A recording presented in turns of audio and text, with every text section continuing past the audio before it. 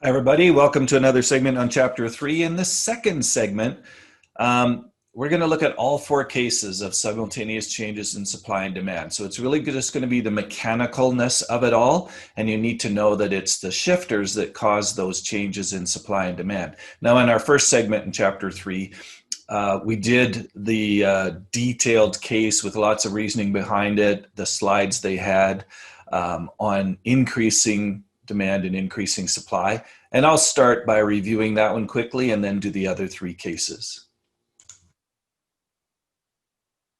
Okay, so let's try this by showing the simultaneous increase in demand and supply. So if we're going to increase demand, basically I'll select this demand curve and I'll drag it to the right a certain amount. Now if we're going to increase supply by the same, I just drag it to the right by the same amount.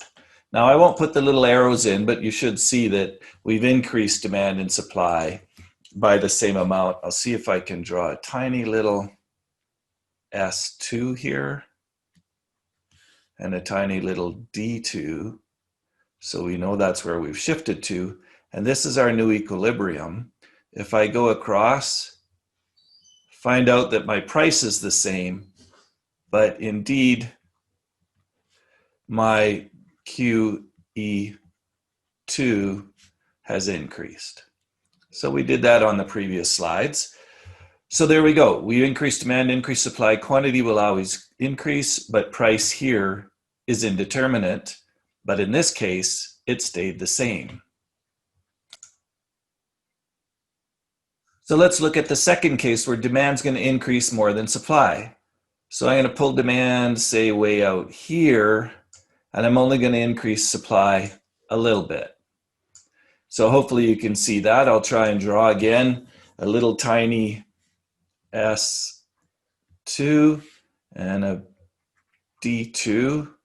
So you notice the shift in demand is quite a bit bigger than the shift in supply, and I find my new equilibrium right there, come straight down, and I see my QE2 has definitely increased. Well, of course, demand increased and supply increased. But in this case, because demand increased by more, notice price, PE2, also increased. So when demand increase is bigger than the supply increase, quantity goes up, of course, but in this case, price also goes up. So let's look at the third case where supply increases more than demand. So I'll grab my demand curve, I'll shift it to the right a little bit, but when I grab my supply curve, I have to shift that quite a bit further to the right. So I'll again just label my curves because you always have to do that. Come down, and this is S2, this is D2, and then I find my new equilibrium, come straight down to find my quantity, and QE2 definitely increased again. Well, of course, demand and supply both increased. But because supply increased by more than demand, now when I go across and find my price, PE2, we noticed that it decreased. So the conclusion here is if there's an increase in demand and if there's an increase in supply, that means, well, quantity equilibrium will for sure always increase, but price equilibrium, that's indeterminate.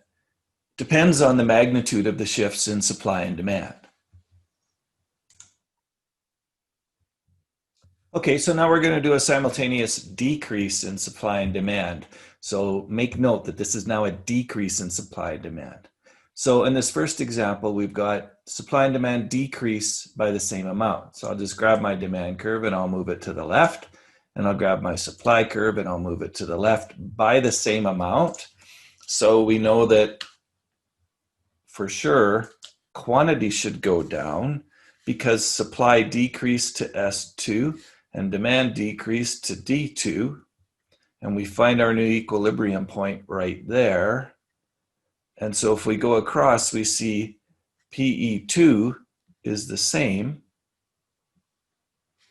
but quantity has decreased. So QE2 decreased. And we can sort of, after a while, say, well, of course, because supply and demand both decreased.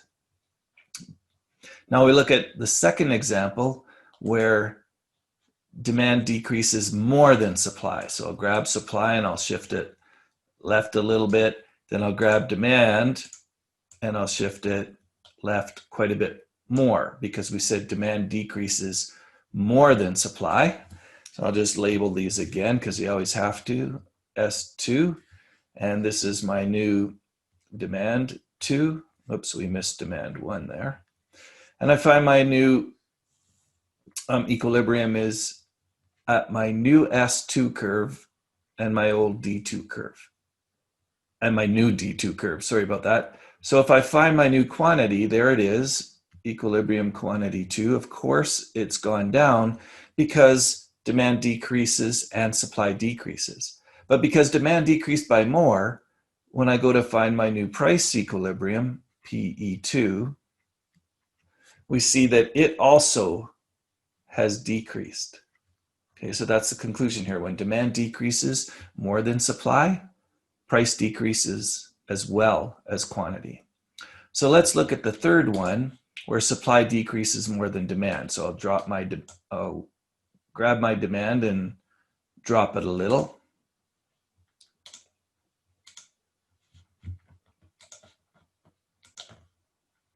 There it is. Now supply is going to decrease by more than demand. So I grab my supply, got to grab it, there we go, and shift it quite a bit more than the decrease in demand. And now I'll just label these. So here's my S2. And here's my D2. I find my new equilibrium point. I come down to get my quantity. And quantity, of course, has decreased because supply and demand both fell off. But because supply fell off by more than demand, now I find that my equilibrium point shows a higher price equilibrium. It went up. So in case 1, equilibrium price stayed the same. Case 2, equilibrium price went down. Case 3, equilibrium price went up. So the conclusion is when demand decreases and supply decreases, then we know for sure equilibrium quantity goes down because demand and supply both fell off. But equilibrium price is indeterminate. It depends on the magnitude of the shifts in demand and supply. Okay, now we're going to go on to the third case where demand increases and supply decreases simultaneously. So let's start with our first one. Demand and supply change by the same amount. Well, keep in mind, demand is increasing and supply, we said, is decreasing, only we said by the same amount. So I'll kind of make those exactly the same amount. And then I'll just label them here just so it's clear. This is now my S2, and this is now my D2. So demand increased and supply decreased by the same amount. I first find my new equilibrium point, and I notice when I come down, quantity is the same. QE2 is the same, but my price has increased. So PE2 price has increased. Okay, so let's just start benchmark our first one. Demand increased, supply decreased. We're going to be able to say pretty soon, well, of course, price went up because demand increased for the product and supply decreased. So both those press price up. But if you don't see that just yet, we will. So in the second one, we're going to put demand changes by more than supply. And remember, demand increases. So there's demand, a big demand increase. And remember, supply decrease in our example. We'll just give a little supply decrease. So give me a second while I label these. Make sure you understand what happened to the two curves. Supply decreased by just a little, and demand increased to D2 by a lot. So we find our new equilibrium. And when I come down in this case, I notice QE2, definite increase. And I find PE2, And that's an increase. And for the price, I can say, yeah, that makes sense because demand increased and supply decreased. Both of those cause upward pressure on price. But in this case, quantity also increased. Okay, let's do the third one where supply changes more than demand. So demand's going to increase a little, supply is going to decrease a lot. So here's my demand increase a little, and here's my supply decrease by more than the demand. So give me a second while I label these again, just so it's all clear. Here we've got S2,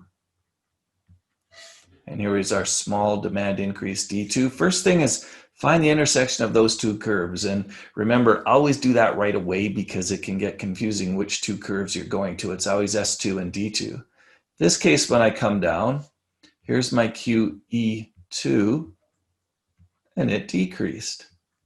Okay, and I go across, and there's my PE2, and that increased. Well, of course, price went up because demand went up and supply went down. So price went up, that makes sense. But here quantity went down. So in case one, quantity stayed the same. In case two, quantity went up. And in case three, quantity went down. So the conclusion we draw from all this, if there's an increase in demand,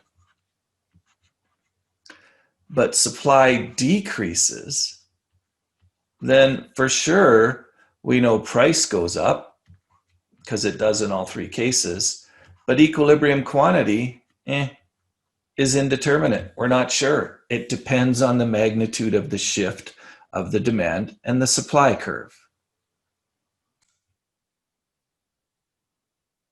Okay, our fourth and final case of simultaneous shifts. In this case, demand is going to decrease and supply is going to increase.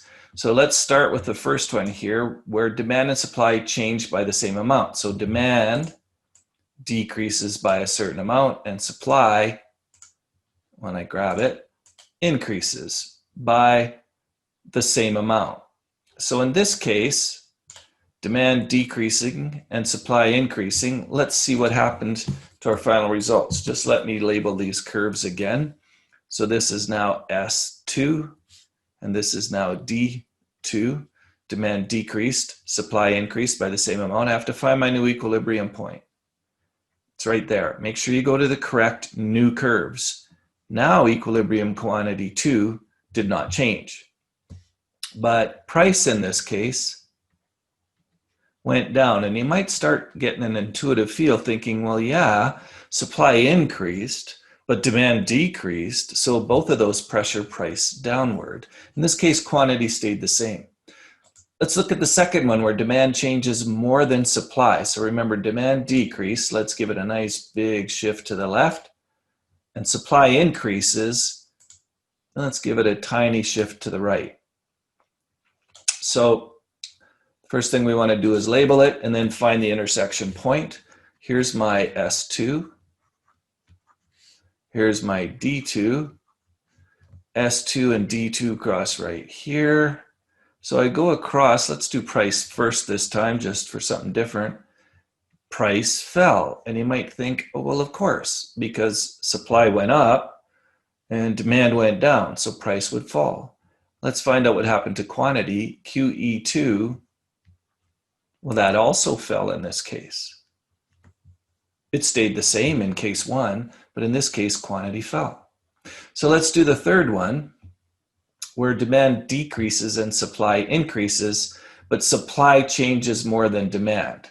So supply is going to increase a whole big amount. Let's grab the supply curve if I can. There we go. A big amount. And demand decreases, but just a little amount. Okay, so let's label our curves. Come up here. Here's S2. And here's our demand decrease by a little amount, D2. Here's our new intersection point. Make sure you get it right. I almost got it wrong. Supply and demand cross there. We'll go across and find the price, PE2. And of course, it fell because supply increased and demand decreased. So price logically could fall off. find our new equilibrium quantity QE2, and we noticed it increased. So we noticed case 1, price went down, case 2, price went down, case 3, price went down, but in case 1, quantity stayed the same, in case 2, quantity fell off, and in case 3, quantity increased. So what's our conclusion? Well, if demand decreases and supply increases, that will lead to, of course, an equilibrium price decrease. But for quantity,